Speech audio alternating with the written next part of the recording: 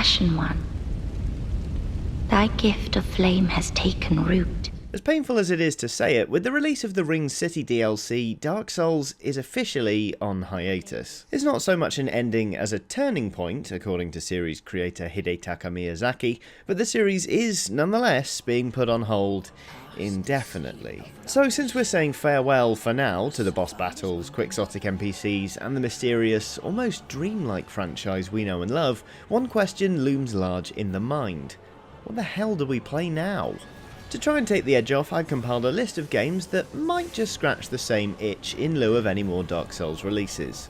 Most of them are out now, one or two are still to come. None of them is quite like Dark Souls, of course. What is? But while they may not completely satisfy your cravings, they may at least help you transition into life without a new Souls game to look forward to. Number 1, Aether. Aether is a gorgeous pixel art action RPG wrapped up in Norse mythology. Playing as a shield maiden, you'll cross 9 different worlds in order to restore the lost light of Yggdrasil, the Tree of Life. I played Aether at E3 back in 2015 and it was the best thing I got to try all week. The art is lovely and it's backed up by a combat system that feels both precise and responsive. It's a lot more hardcore than the art style might suggest, in other words. And did I mention it looks lovely? Interestingly, Aether has a randomly generated loot system, meaning you never stop looking for the next shiny object to equip as you go about the place. Frustratingly, there's no release date for Aether as yet. Last year it was delayed into a rather vague 2017 window, and there's not been much word since. Hopefully there'll be news soon, as if you're a Dark Souls fan, Aether should be right up your street. Number 2, Necropolis. Necropolis is structurally very different to Dark Souls in that it's actually a roguelike, so if you die you won't so much be worrying about recovering your lost souls as having to start all over again. Don't let that put you off though, because Necropolis is a game with some lovely hidden depths, a great sense of humour, and a world lore that slowly reveals itself in little snippets and snatches.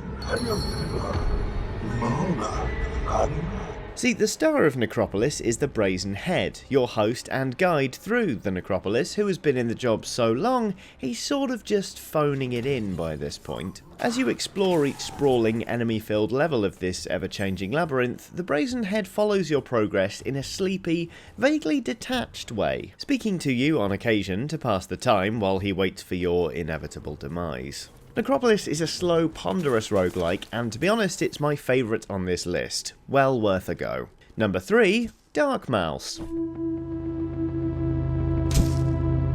Dark Mouse is one of the more overt Soul-likes on this list. Just have a look at the gameplay and you'll almost certainly recognise the systems that make it tick. What I like about Dark Mouse though is its kind of foggy, foreboding nature. Only being able to see so much around you at any one time adds to this dreamlike quality that, to my mind at least, is a quintessential part of what makes Dark Souls Dark Souls. Dark Mouse does a very good job of recreating those moments in which you wander into a new area and then go, what the hell is that? As a hitherto unseen enemy tears you to pieces. And oh yeah, you're playing as a mouse with a little cape and a surprising level of mastery over a lot of edged weapons. While good, it has to be said though that Dark Mouse isn't perfect. The gameplay is a little rough around the edges in parts, and the somewhat soft audio cues make it lack punch every so often, but Dark Mouse is nonetheless a really nice game to explore, and there's a level of challenge here that should keep most Souls fans happy. Number 4, Hyperlight Drifter. Take a cursory glance at Hyperlight Drifter and you might think it's more Legend of Zelda than it is Dark Souls, but don't let the visuals throw you off. Hyperlight Drifter is no walk in the park. For one thing, it explains practically nothing about itself, including how health packs work, leaving you to work it all out for yourself. And then it pelts you with enemies while waiting for you to do so. Combat in Hyperlight Drifter, much like in Dark Souls, demands you keep your wits about you. Deciding which target to attack first is crucially important, as is working out the best approach so you're not left exposed or out of ammunition when you really need it.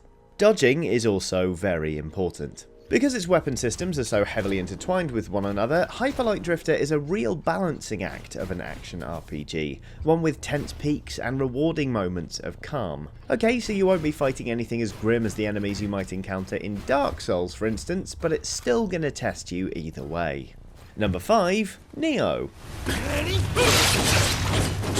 Now, before any Neo fans grab their swords and come looking for me, I know everyone is kind of sick of the Souls comparisons, and there are some key differences between the two. The mission system is different, for example, and the idea of having guardian spirits by your side is a really nice one. But still, in terms of the pace of the combat and the way the world of Neo presents itself, there really is a lot here for any self-respecting Dark Souls fan to enjoy. There's also a nice amount of lore to pick at steadily as you go about the place. It's not quite the dark and twisted mystery for you to unravel you might expect from a Dark Souls game, but there's still enough for you to get lost in.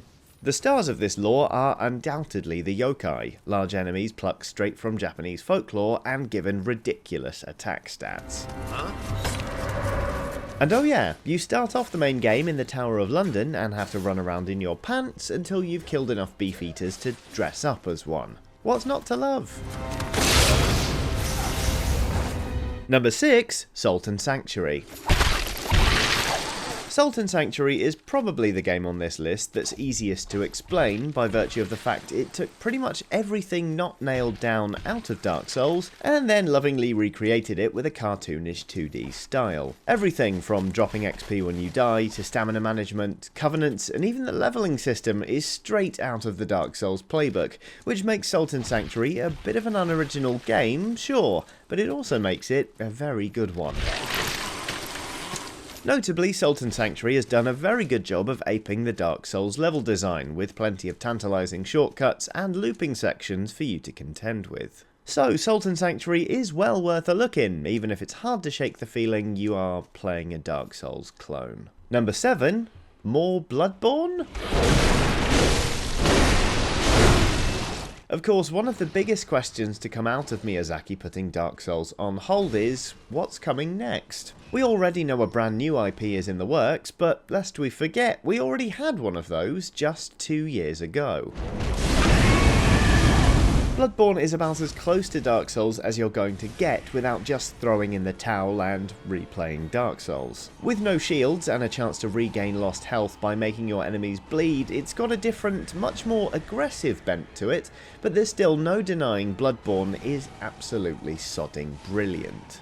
Is a second on the way? I certainly hope so, but we're just going to have to wait and see what the future holds for the franchise, for From Software, and of course, for Dark Souls.